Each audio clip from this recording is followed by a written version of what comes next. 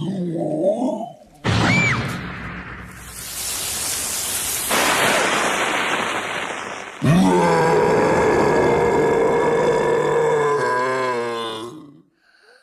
is up, my dudes? It is the first day of.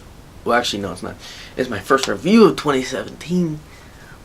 And for this first month, what I'm going to be talking about are Studio Ghibli films. More specifically, Hayao Miyazaki. Probably not how you pronounce it. Movies. And I haven't seen a lot, and there's a few that are usually considered the best that I haven't seen yet. But from what I've seen from this director and from this studio, it has impressed me so far. I'm excited to see some more from them.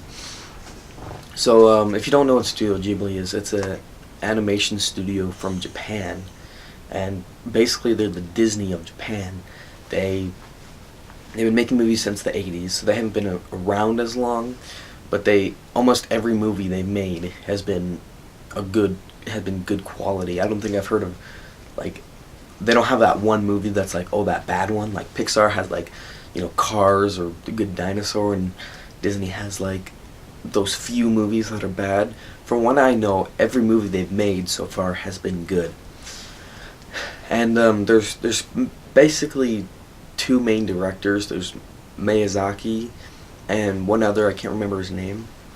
And the other one, his movies are very realistic movies, and I've seen one of them, Grave of the Fireflies, and it's a good movie.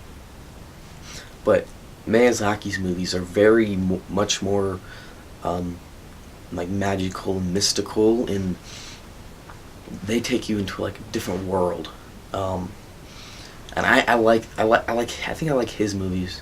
Even though I haven't seen a lot of them, I like the idea of his movies more, because I love a movie when it can take you into a different place, into a different world, like what he does. So anyways, the first movie officially that came out by Studio Ghibli was, like, I think it was Castle in the Sky. And then they made another movie before that I saw, Nausicaa of the Valley of the Wind, that I liked, but they weren't technically a studio then. And so then after that, they came out with two movies at the same time. Miyazaki made one and the other guy made his. And the other guy made Grave of the Fireflies, which is a very depressing movie. It is a good movie though. Like, two kids die of starvation after their mother dies. So, what is the other movie that they made to go along with this for a double feature? This movie, My Neighbor Totoro, about two kids that find fluffy little animals in the woods. So, complete opposite movies, a depressing one and a very happy, fun movie.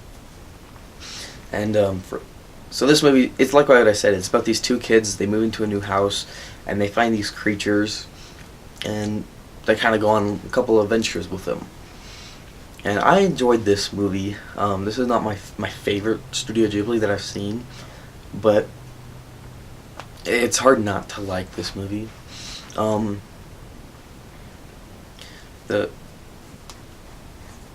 thing it does really well is it takes its time to introduce its characters.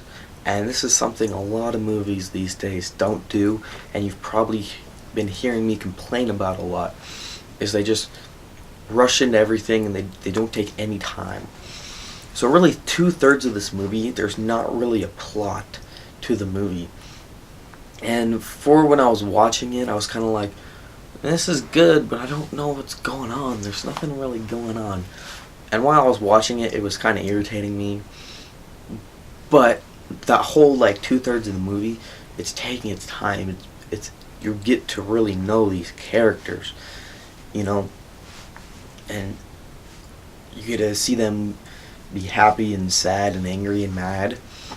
And by the end, you've gotten to know these characters very well, and a depressing thing kind of happens, and they are trying to get through it, and more really dramatic stuff happens at the end, and you care a lot more by that point. Um, and so I kind of was like, okay, I'm fine with 2/3 of it not really having a story because it really built to the end. And so another really famous thing about this movie is its character Totoro. It's kind of like I look at it as like a hippo mixed with a rabbit mixed with like an owl type thing. It's just this big fluffy thing. You've probably seen it before, like at Disneyland and stuff, because Disney distributes Studio Ghibli in the United States and does the voiceovers and stuff for English. Sorry, I just woke up. Anyways, but and just the design of the character was so good that they used it as the studio's mascot, and it's just I like the design of it. It's just very creative. I don't know. I don't want to call it like the most creative thing ever, but it was just done so well, I guess. And then there's also this thing called the cat bus. It's just such a weird thing, but I don't know. The thing about this movie and some of the other Studio Ghibli movies is I think people in America like them so much because they're so different. They're, and especially in the Miyazaki, they're so different, they're so imaginative that you're intrigued by it, you want to watch it. They're so different, and it's like I need to see this. I've never seen anything like this before, and I think that's really where what draws people to these movies. And if you've never seen a Ghibli film, you should watch one of them. Especially if you're a fan of animation. If you like animation, you're gonna love these movies because the animation in these movies are fantastic.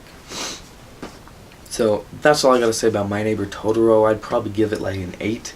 It was a good movie, not the best that I saw, but it was, there was nothing wrong with it really. So that's all for my first review. Next week I'll be talking about Princess Mononoke, and then Spirited Away, and then probably Howl's Moving Castle. So look out for that.